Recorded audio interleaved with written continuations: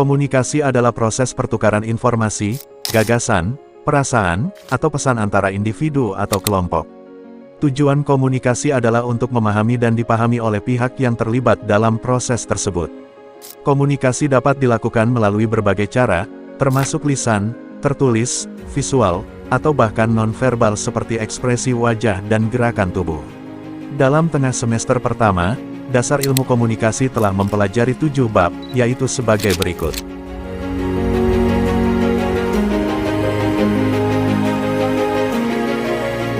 Kita masuk ke bab yang pertama, yaitu komponen komunikasi. Komponen komunikasi merupakan unsur-unsur yang membentuk proses terjadinya komunikasi. Komponen komunikasi terbagi menjadi 6, yaitu 1. Komunikator, merupakan seseorang atau entitas yang menyampaikan atau mengirim pesan.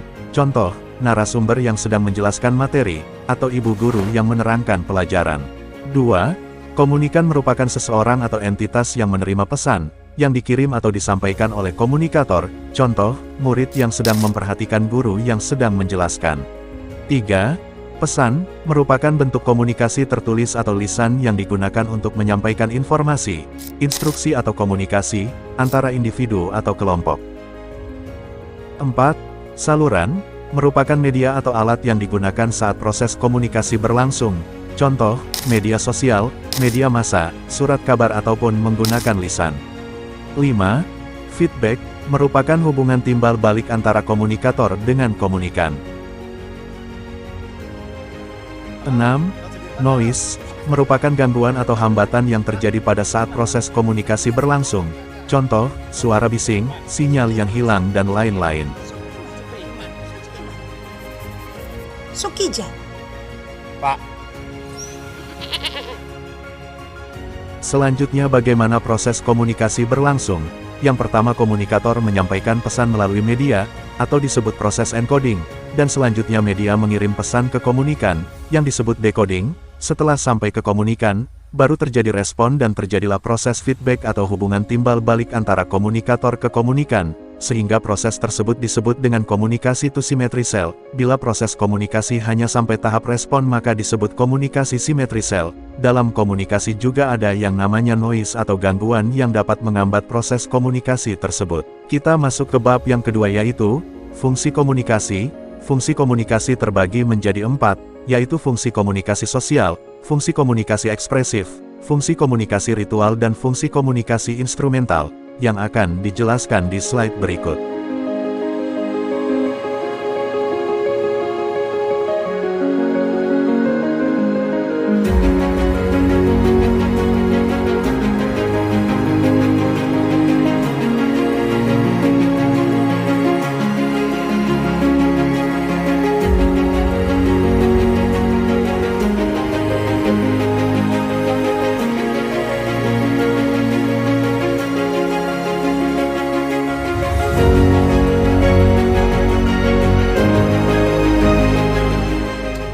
Bab yang ketiga, yaitu prinsip komunikasi. Prinsip-prinsip komunikasi merujuk pada aturan atau pedoman yang mempengaruhi cara informasi atau pesan disampaikan dan diterima antara individu atau kelompok. Beberapa prinsip komunikasi yaitu sebagai berikut.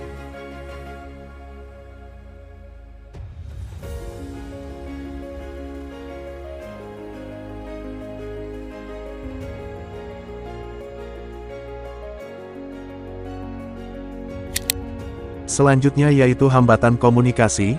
Hambatan komunikasi adalah segala hal atau faktor yang menghalangi atau mengganggu penyampaian pesan yang efektif antara individu atau kelompok. Hambatan komunikasi dapat muncul dalam berbagai bentuk, sebagai berikut.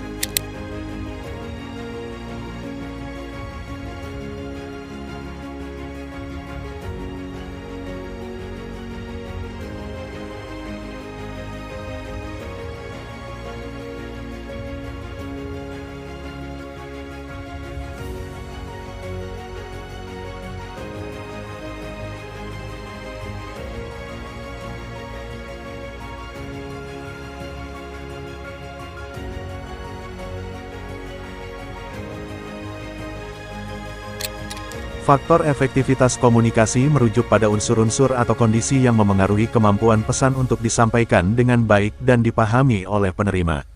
Dalam konteks komunikasi, efektivitas berarti bahwa pesan yang disampaikan mencapai tujuan komunikasi tanpa hambatan atau kesalahpahaman yang signifikan. Beberapa faktor efektivitas komunikasi meliputi: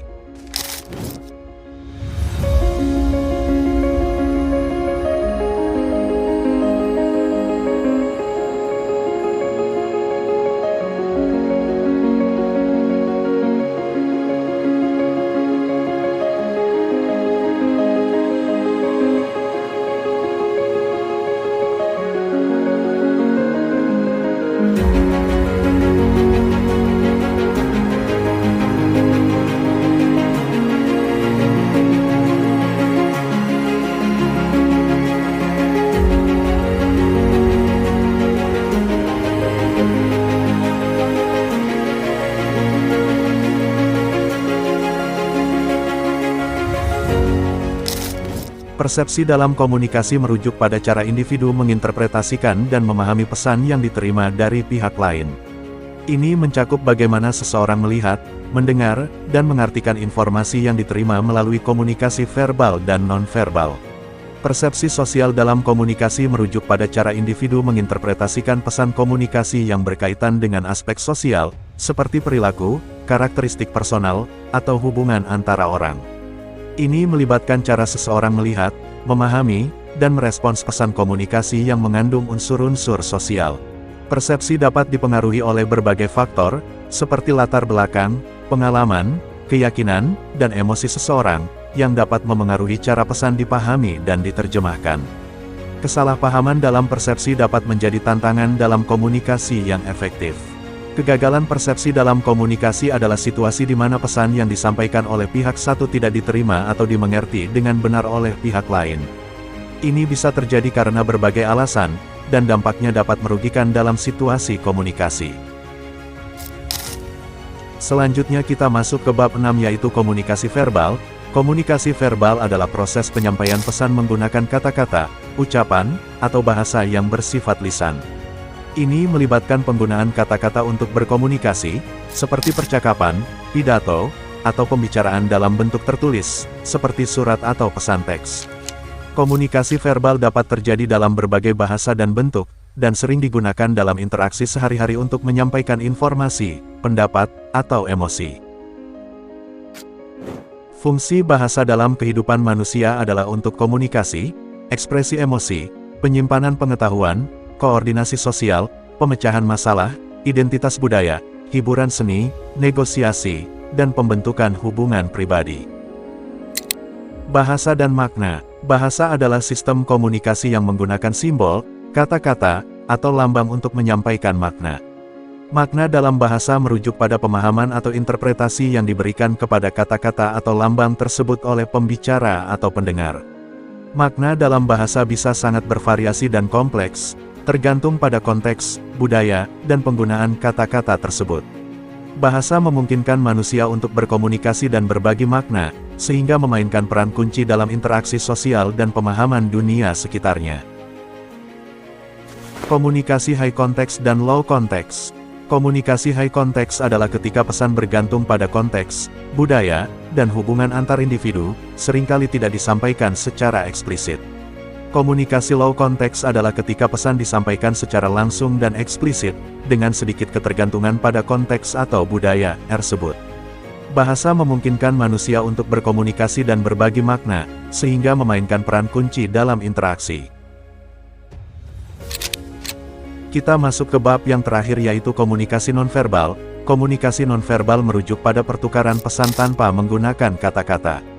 Ini adalah bentuk komunikasi yang terjadi melalui ekspresi wajah, gerakan tubuh, bahasa tubuh, kontak mata, gestur, nada suara, dan elemen lainnya yang tidak bergantung pada bahasa lisan atau tulisan. Fungsi komunikasi nonverbal secara singkat adalah untuk melengkapi, mengungkapkan emosi, memperkuat, dan memediasi pesan dalam interaksi manusia, serta mengindikasikan status, memediasi konflik, dan memberikan informasi yang tidak disampaikan secara verbal. Bentuk komunikasi nonverbal yang umumnya diakui sebagai berikut. 1. Gestur. Ini mencakup gerakan tangan, jari, atau bahasa tubuh lainnya yang digunakan untuk menyampaikan pesan atau ekspresi, seperti mengacungkan jari telunjuk untuk menunjuk sesuatu atau menggelengkan kepala untuk menunjukkan ketidaksetujuan.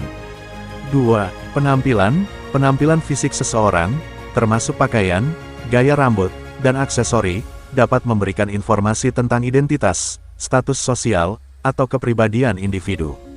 3. Sentuhan. Sentuhan dapat mengkomunikasikan berbagai pesan, seperti dukungan, keintiman, atau komunikasi emosional.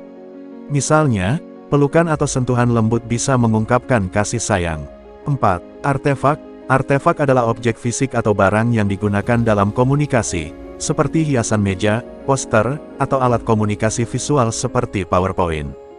5. Simbol. Simbol dalam komunikasi nonverbal mencakup penggunaan simbol-simbol atau isyarat tertentu, seperti tanda lalu lintas atau simbol dalam bahasa isyarat. 6. Warna. Warna, baik dalam penampilan pribadi atau dalam lingkungan, dapat mengungkapkan berbagai makna dan emosi. Misalnya, warna merah sering kali dikaitkan dengan gairah atau keberanian. 7. Diam, silence. Kadang-kadang, ketiadaan kata-kata atau diam dalam interaksi sosial juga merupakan bentuk komunikasi nonverbal yang dapat membawa pesan tertentu, seperti ketidaksetujuan, kebingungan, atau ketenangan. Bentuk-bentuk ini berkontribusi pada pemahaman komunikasi nonverbal yang kompleks dan memainkan peran penting dalam interaksi manusia sehari-hari. Perbedaan komunikasi verbal dan nonverbal. Komunikasi verbal melibatkan penggunaan kata-kata lisan atau tertulis untuk menyampaikan pesan, sedangkan komunikasi nonverbal melibatkan bahasa tubuh, ekspresi wajah, gestur, dan elemen lainnya yang tidak bergantung pada kata-kata. Komunikasi verbal lebih eksplisit, sementara komunikasi nonverbal seringkali lebih implisit dan memungkinkan ekspresi emosi, sikap, dan pesan yang lebih dalam.